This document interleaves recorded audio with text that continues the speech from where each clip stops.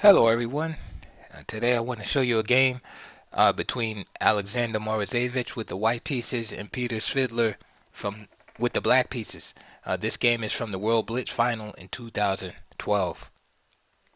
Game started off d4, knight f6, c4, g6, knight c3, d5. Everyone should know that Peter Svidler is probably the world's most renowned expert in the Grunfeld defense. So he plays it right here in Blitz. Morozevich opts for the exchange variation, whereby white gets a very strong center, and black's job is to argue and prove that the center is weak. So bishop c4, c5, and now knight e2.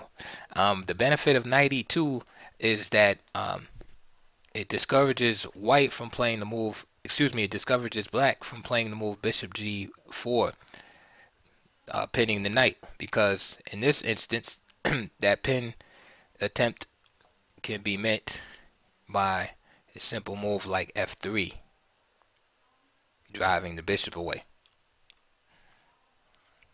The downside of knight e2 is that the knight could have more influence on the center by being here on this natural square. So knight c6, and notice the pressure that black has on the center. Bishop e3. So 3 units attack, or actually 4 units attacking if you want to count this pawn here, attacking d4, and white is defending, okay, successfully. So castle, and here many grandmaster games play with this move castle. But the thing about this move is that after knight a5, many games end up in a draw after this continuation. Bishop d3, c takes d4, c takes d4, and then knight c6 again, where white doesn't have too many choices. His best move is probably just bishop c4, whereas knight a5 can be played again. So in this line, rook c1 is one of the main lines. Rook b1 has been tried, and the idea behind rook b1 is that if knight a5, for example, bishop d3, c takes, notice that here, if black tried knight c6 right away, then d5 would snag a pawn after knight e5, bishop takes c5. So the center has to be resolved. C takes d4, c takes d4, and say knight c6 again. Well, here white would have rook c5, and then the idea is if knight takes d4, then rook d5. Okay, so that's the idea behind the move 10 rook c1.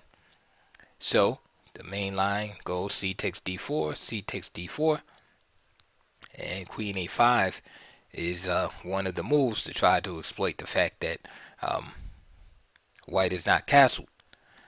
King f1 by Morozevich. This is also well known, and as a matter of fact, former correspondence world champion Hans Berliner wrote in his book The System about this line, and actually believed it to be a refutation of the Grunfeld defense. Now we know now that that statement, is a little bit exaggerated, but nevertheless, it's an interesting and playable line, as you see it being adopted by Morozevich here. And the idea behind King f1 is to keep the rook on h1 and then play the move h4, h5, followed by h takes g6, opening up the h file. Following that, eventually with bishop h6, trading off the bishop on g7, in some cases queen d2. But basically, white is arguing that after just plain old castles, that the rook on f1 wouldn't really have much to do on that square.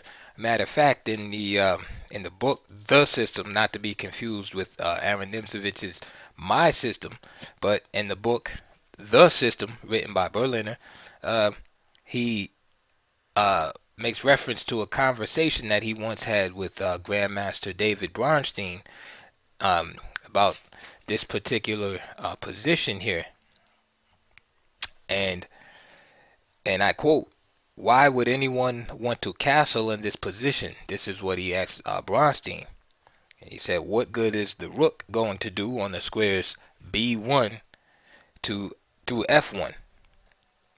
So, and then he goes on to say that Bronstein basically didn't say anything, um, say anything to him, and he goes on to say that he felt the idea that he proposed that made an impression on Bronstein, who at the time was an expert in this opening.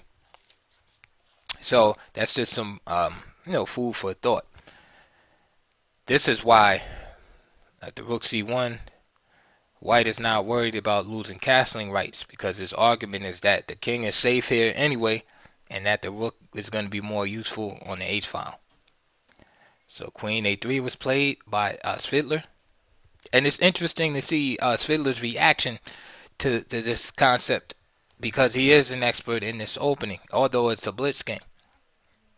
So queen a3, the idea again is to make f3 difficult, and at this point, after queen a3, bishop g4 is actually a threat now, because f3 cannot be played, because the bishop could be captured here. Beside that idea of trying to hinder f3, another idea is to play queen d6 and then followed by rook d8, putting more pressure on the d pawn. So rook c3 is played. It's normal by Morozevich. This move again has more than one purpose, and keep that in mind. In chess, you want to find moves that are economical in their scope and do more than one thing. And you want to generate not only moves that do more than one thing, but you want to have plans that are flexible. That if one idea gets shut down, that those pieces can quickly be utilized to do something else. In this case, rook c3, yes, attacks the queen. We can all see that, but the more important idea behind that, because of course the queen can just scurry away, is that this rook is being developed onto third rank, where it can move along that third rank and participate in the attack on the king side. Remember, I told you about White's plan to open the h file, trade these bishops off, and attack on the king side. Notice where this bishop is on this dangerous diagonal. So all of White's pieces are being coordinated with that aim in mind. Okay, the first aim, of course, and most important, is to fortify the center. Make sure the center is not destroyed by black, and then the second is to use that space advantage to initiate an attack against the black king. Queen d6, there it is, h4, rook d8, h5. So Morozevich is willing to part ways with the pawn, because the pawn on d4 is kind of a poison pawn, because of the fact that the queen is out in front.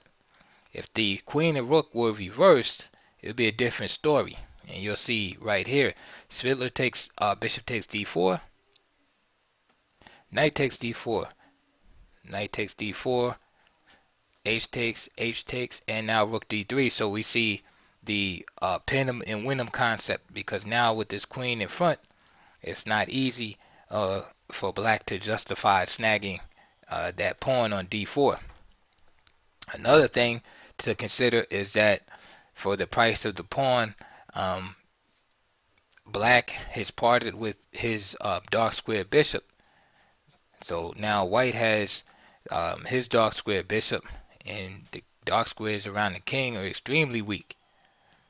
All right, so I think that white is already better at this point, despite being down a pawn. Also notice the development. All of Morazevich's pieces are developed, whereas black still has his bishop and rook on a8. So what do you do about this pin here? e5 is practically forced. Morozevich played bishop takes d4. He gives up his dark square bishop in order to clear the way for this rook's access to the king side, and also the queen's access to the king side. So via f3, and say for example, well, of course not here because the bishop is here, but to basically get on the h file. Another move that he and it's understandable too to want to kill this strong knight on d4. Another move that was just as good, probably a little better, was bishop g5, attacking the rook. Because here, and it's difficult to see right away in a blitz game, but here black is forced to give up the exchange. For example, if he tries to play a move like rook e8, which seems natural, then g4. Why g4? g4 cuts the bishop's influence down on this diagonal, and now this rook can freely access the h file. So for instance, queen c6, attacking the bishop. White's position is winning at this point, and he can just plain abandon that bishop on c4 by simply just playing rook d to h3. Queen takes c4, check, doesn't even matter. King g2, f5, and white can just go on just cleaning up material in the black camp here.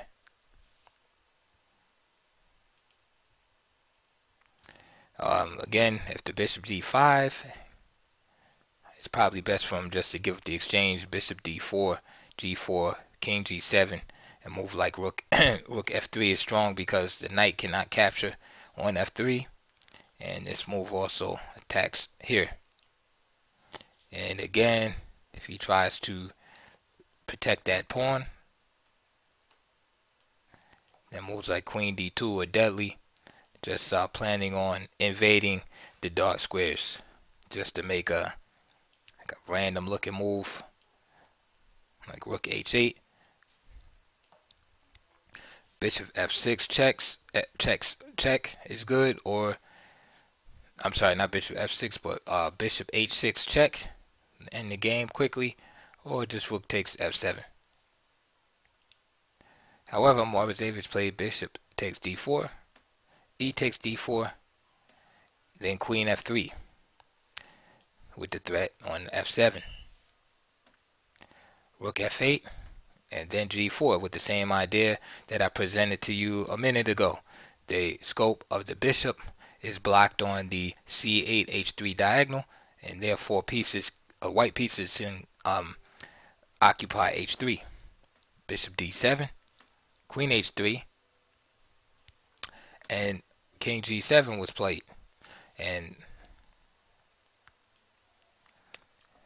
Svidler's idea, of course, is perhaps to scurry on out of there. Now he's still worse after this, right? After rook takes f7. But it's a blitz game, and anything can happen. But here he played bishop d7. His best defense was queen e5 here.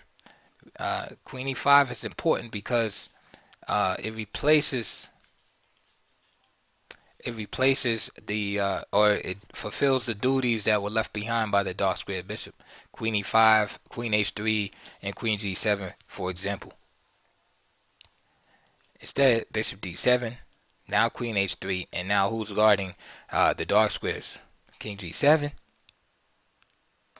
And now a strong move by Morozevich, just rook f3, cutting off the escape of the king and threatening to penetrate here.